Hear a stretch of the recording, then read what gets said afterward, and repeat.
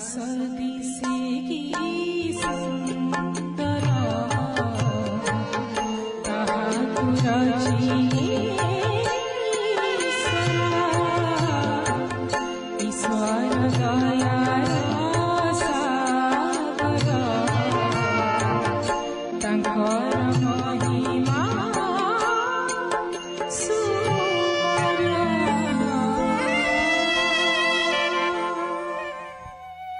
मराठा माने ओडिशा अधिकार कले 1751 मसीह एवं से गला परे अनेक मराठी लोक ओडिशा रही जाइथिले एवं तारी भीतर गोटे संभ्रांत वंश होची भक्त कवि मधुसूदन पुरी ठारे पाठ पढ़ले एवं गोपुरे पाठ पढ़ले भक्त विद्यापीठ है शिखिर पढ़ले FA पास कले तापर राधानाथ फकीरमोहन और भक्त कवि मधुसूदन बालेश्वर पुणी एकाठी हेले ये जो त्रिवेणी संगम है ये देखागला जो ओडिया साहित्य गोटे अभ्युदय काल से उपस्थित है और पाश्चात्य प्रभावित गोटे नूतन आंगिक नहीं नूतन भावार्थ को लेकर ओडिया काव्य क्षेत्र समृद्ध होगा लगे फकीरमोहन व्यास कवि कविता बहु कवितार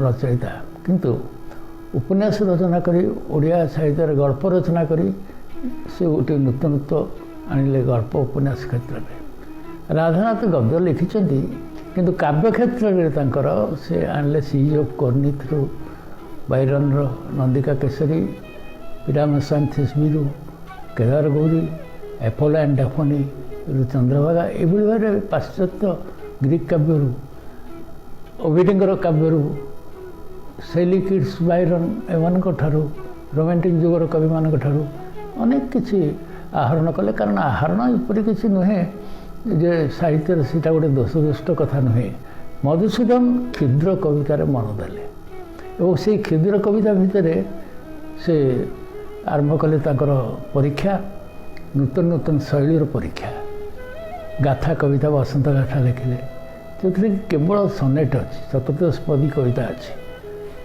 तेणु सनेट्स भी लिखिले एलिजी सब लिखिले शोक कविता कहार वियोग लिखिले कौटी गोटे अविस्मरणीय स्मृति को लेकर लिखिले नदी प्रति लिखिले आकाश प्रति लिखिले ये गोटे प्रकार संबोध गीतिका ओड बोली जहाँ कहती तेणु ओड बैलाड सनेट्स एलिजी यही जो फर्म गुड़िक थिला सेगुड़िक मधुसूदन क्षुद्र कविता भितर प्रकाश कले ये हूँ विशेषत्व राधानाथ अब मधुसूदन मिसिक गोटे बही प्रकाश कर कविता बड़ी यही लिरिकल बैलाड जमी वर्ड्सवर्थ हो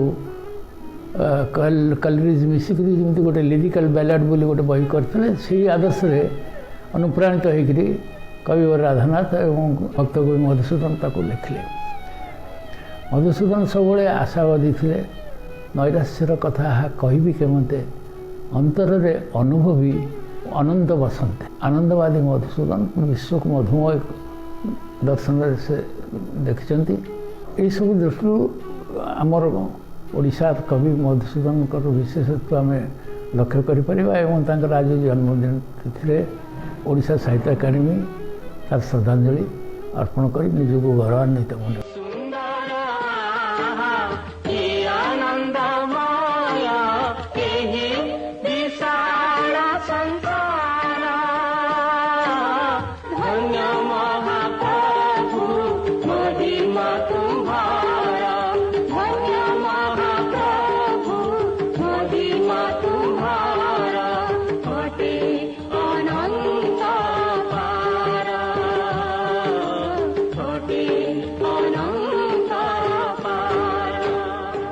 ओडिया वर्णबोधर रचयिता कवि मधुसूदन राव घरे घरे ओडिशा सुपरिचित केवल जड़े कालजयी ओडिया कवि नुहति ओडिया भाषा आंदोलन से अन्यतम कर्णधार एवं एकाधार से जड़े आदर्श शिक्षक जड़े कवि साहित्यिक पंडित एवं सुसंगठक तथा समाज संस्कारक थे ब्रिटिश शासन समय जो ओडिशा खंड विखंडित होता जो केते जन ଅଗ୍ରଧାବକ ଓଡ଼ିଆ ଭାଷାର ପୁନଃ ପ୍ରତିଷ୍ଠା ପାଇଁ ଉଦ୍ୟମ କରିଥିଲେ। ତାଙ୍କ ଭିତରେ ମଧୁସୂଦନ ରାଓ ଅନ୍ୟତମ।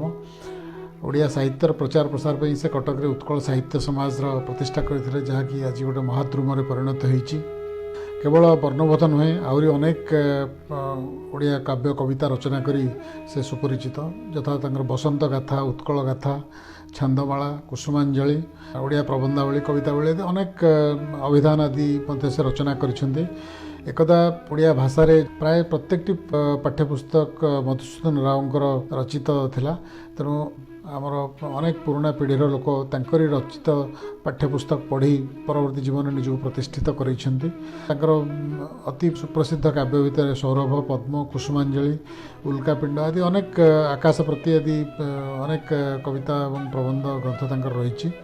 ଆଜି ସେହି କାଳଜୟୀ ଓଡ଼ିଆ କବିଙ୍କର ଜନ୍ମତିଥିରେ ଓଡ଼ିଆ ଭାଷା ସାହିତ୍ୟ ଓ ସଂସ୍କୃତି ବିଭାଗ ତରଫରୁ ବା ଓଡ଼ିଶା ସାହିତ୍ୟ ଏକାଡେମୀ ତରଫରୁ ତାଙ୍କୁ ଆମେ ଶ୍ରଦ୍ଧା ସୁମନ ଅର୍ପଣ କରୁଛୁ। ମଧୁମୟ ସୃଷ୍ଟି ସୁଧାମୟ ସୃଷ୍ଟି ହେ ସୃଷ୍ଟି ଅମୃତମୟ ହେ ଜଗନର ନାରୀ ଅମୃତ ସନ୍ତତି ପ୍ରିୟ ସେ ଅମୃତ ପାୟ ହେ ପ୍ରିୟ ସେ ଅମୃତ ଦିବସ ସର୍ବରି ଅମୃତର ଜୟ ହେ ମଧୁମୟ ସୃଷ୍ଟି ସୁଧାମୟ ସୃଷ୍ଟି।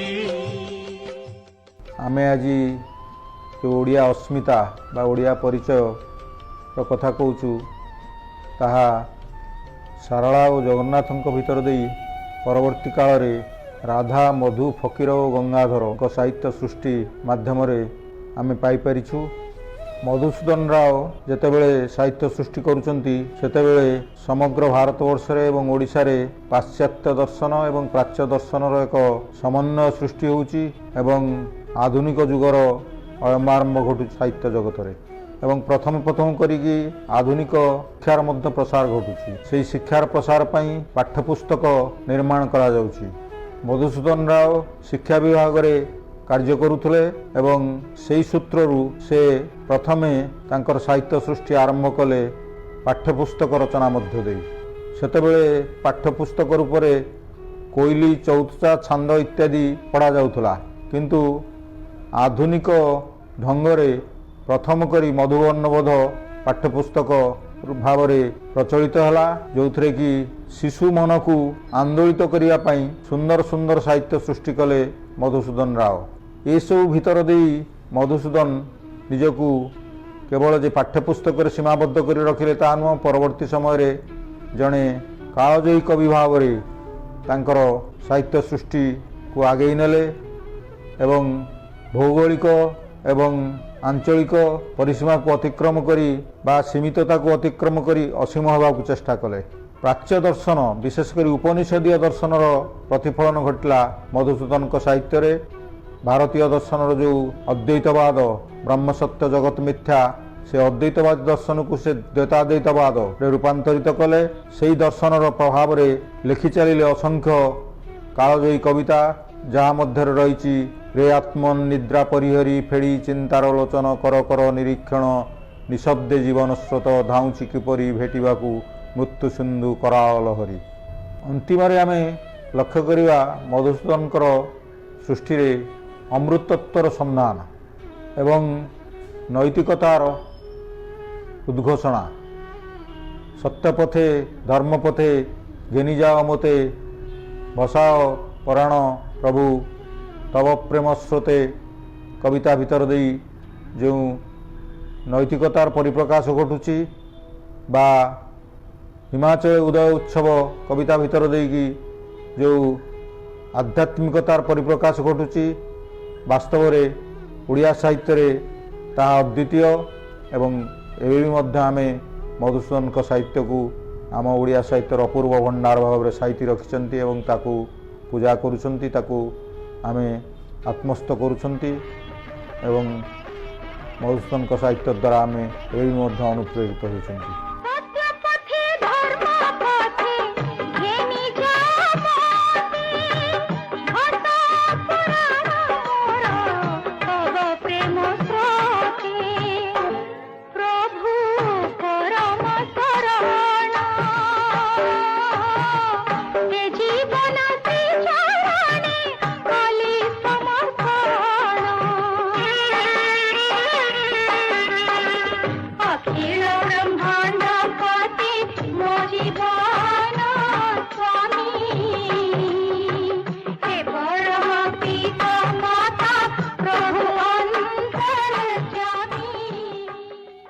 ମଧୁସୂଦନ ରାଓ 1853 ମସିହା ଜାନୁଆରୀ 29 ତାରିଖରେ ଶ୍ରୀକ୍ଷେତ୍ରରେ ଜନ୍ମଗ୍ରହଣ କରନ୍ତି। 5 ବର୍ଷ ବୟସରେ ତାଙ୍କର ମାତୃବିୟୋଗ ଘଟେ। ତତ୍କାଳୀନ ସମୟରେ ବାଲ୍ୟ ବିବାହ ପ୍ରଥା ପ୍ରଚଳିତ ଥିବାରୁ 11 ବର୍ଷ ବୟସରେ 5 ବର୍ଷ ବୟସର ଅମ୍ବିକା ଦେବୀ ନାମକ ଏକ କନ୍ୟାକୁ ବିବାହ କରନ୍ତି। ଗୋପରେ ଚାଟଶାଳୀ ଶିକ୍ଷା ଅଧ୍ୟୟନ କରିବା ପରେ ପୁରୀ ଜିଲ୍ଲା ସ୍କୁଲରେ ଶିକ୍ଷା ସମାପ୍ତ କରନ୍ତି ଏବଂ ତାପରେ କଟକରେ FA ପାସ୍ କରିବା ପରେ ଯାଜପୁରରେ ମଧ୍ୟ ଇଂରାଜୀ ବିଦ୍ୟାଳୟରେ ପ୍ରଧାନ ଶିକ୍ଷକ ରୂପେ କାର୍ଯ୍ୟ ତୁଲାନ୍ତି। କର୍ମମୟ ଜୀବନରେ ବିଭିନ୍ନ ଘାତ ପ୍ରତିଘାତ ଅଭାବ ଅନଟନ ଦେଇ ଗତି କରିଥିଲେ ହେଁ ତାଙ୍କର କାର୍ଯ୍ୟରୁ ସେ ନିବୃତ୍ତ ହୋଇପାରି ନଥିଲେ। ଅନେକ କଷ୍ଟ ତାଙ୍କୁ ଏ ସମ୍ପର୍କରେ ସହିବାକୁ ପଡ଼ିଥିଲା। 1866 ମସିହାରେ ଯେତେବେଳେ ନଅଙ୍କ ଦେବୀଙ୍କର କରାଳ ଚିତ୍ର ସେହି କରାଳ ଚିତ୍ରକୁ ମଧୁସୂଦନ ନିଜେ ଅଙ୍ଗେ ଲିଭାଇଥିଲେ। ପେଟର କ୍ଷୁଧାର ଜ୍ୱାଳା ଏତେ ତୀବ୍ର ହୋଇଥିଲା ଯେ ଗଛର କଞ୍ଚା ଫଳ ଚାକୁଣ୍ଡା ପତ୍ର ଯିଏ ଯାହା ପାଇଲା ଖାଇ ଚାଲିଲା। ଏହି ଜୀବନ ଯନ୍ତ୍ରଣାର କରୁଣ ଆର୍ତ୍ତନାଦ ମଧୁସୂଦନଙ୍କ ହୃଦୟକୁ ଗଭୀର ଭାବରେ ସ୍ପର୍ଶ କରିଥିଲା। ସେ ସେତେବେଳେ ସ୍କୁଲରେ ଅଧ୍ୟୟନ କରୁଥିଲେ ଏବଂ ଅଧ୍ୟୟନ ଛାଡ଼ି ଗାଁକୁ ଗାଁ ବୁଲି ଅନେକ ଲୋକଙ୍କର ସେବା ମଧ୍ୟ ସେ କରୁଥିଲେ ଏବଂ ସାହିତ୍ୟ ସାଧନା ଦିଗରେ ତାଙ୍କର ଅବଦାନକୁ ଭୁଲି ହେବ ନାହିଁ। ମଧୁସୂଦନ ଆଦର୍ଶ ଶିକ୍ଷକ। ତାଙ୍କର ବର୍ଣ୍ଣବୋଧ ହେଉଛି ଓଡ଼ିଆ ସାହିତ୍ୟ ପାଇଁ ଅମୂଲ୍ୟ ଗନ୍ତାଘର। ମଧୁସୂଦନ ଥିଲେ ଏକାଧାରେ କବି, ପ୍ରାବନ୍ଧିକ, ଆଦର୍ଶ ଶିକ୍ଷକ ଓ ଦେଶ ସେବକ। ତାଙ୍କ ସୃଷ୍ଟି ମଧ୍ୟରେ କୁସୁମାଞ୍ଜଳି ହେଉଛି ଶ୍ରେଷ୍ଠ ନିଦର୍ଶନ। ଏ ସୃଷ୍ଟି ଅମୃତମୟ କବିତାର ସେ ଲେଖିଛନ୍ତି, ମଧୁମୟ ସୃଷ୍ଟି ସୁଧାମୟ ସୃଷ୍ଟି ଏ ସୃଷ୍ଟି ଅମୃତମୟ ହେ ଜାଗ ନର ନାରୀ ଅମୃତ ସନ୍ତତି ପ୍ରିୟ ସେ ଅମୃତମୟ ହେ।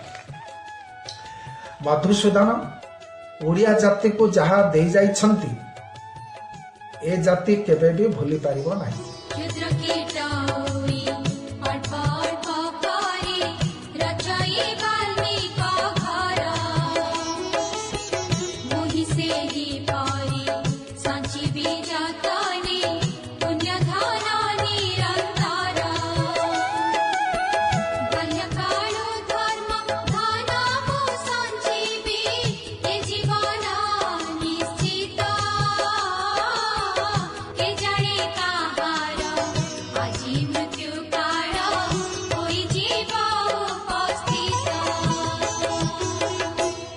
ଋଷିସୁଲଭ ମନୋବୃତ୍ତି ନେଇ ଓଡ଼ିଆ ସାହିତ୍ୟର ଆଧୁନିକ ଯୁଗରେ ମଧୁସୂଦନ ରାଓଙ୍କର ଆବିର୍ଭାବ ଘଟିଥିଲା।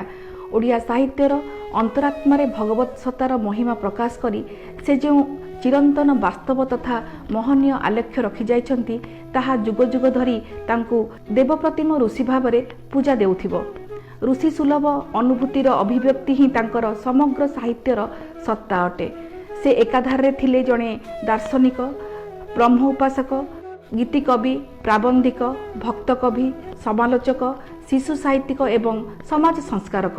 ତାଙ୍କ ରଚିତ ଛାନ୍ଦମାଳା, କୁସୁମ ମଞ୍ଜରୀ, ବସନ୍ତ ଗାଥା, ଉତ୍କଳ ଗାଥା, ସଙ୍ଗୀତମାଳା ଆଦି କବିତା ଗ୍ରନ୍ଥ, ଉତ୍ତର ରାମଚରିତ ମାନସ ନାଟକ, ସାହିତ୍ୟ କୁସୁମ, ସାହିତ୍ୟ ପ୍ରସଙ୍ଗ, ପ୍ରବନ୍ଧାବଳୀ ଆଦି ଗ୍ରନ୍ଥ ଓଡ଼ିଆ ସାହିତ୍ୟ ଭଣ୍ଡାରର ଗୋଟିଏ ଗୋଟିଏ ରତ୍ନ ସଦୃଶ୍ୟ। ଓଡ଼ିଶାର ଶିକ୍ଷା ବିଭାଗ ସହିତ ତାଙ୍କର ଜୀବନବ୍ୟାପୀ ସମ୍ପର୍କ ଏବଂ ଓଡ଼ିଆ ପାଠ୍ୟପୁସ୍ତକର ଅଭାବ ଦୂର କରିବା ନିମନ୍ତେ ତାଙ୍କର ଏକନିଷ୍ଠ ପ୍ରଚେଷ୍ଟା ଉଲ୍ଲେଖନୀୟ।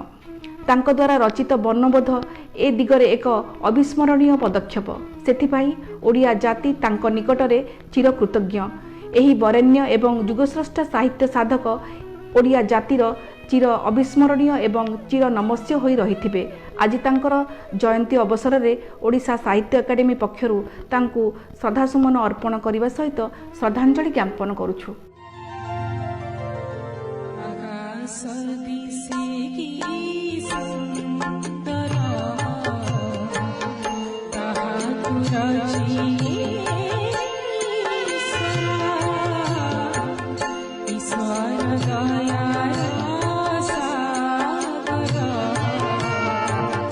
ତାଙ୍କର ମହିମା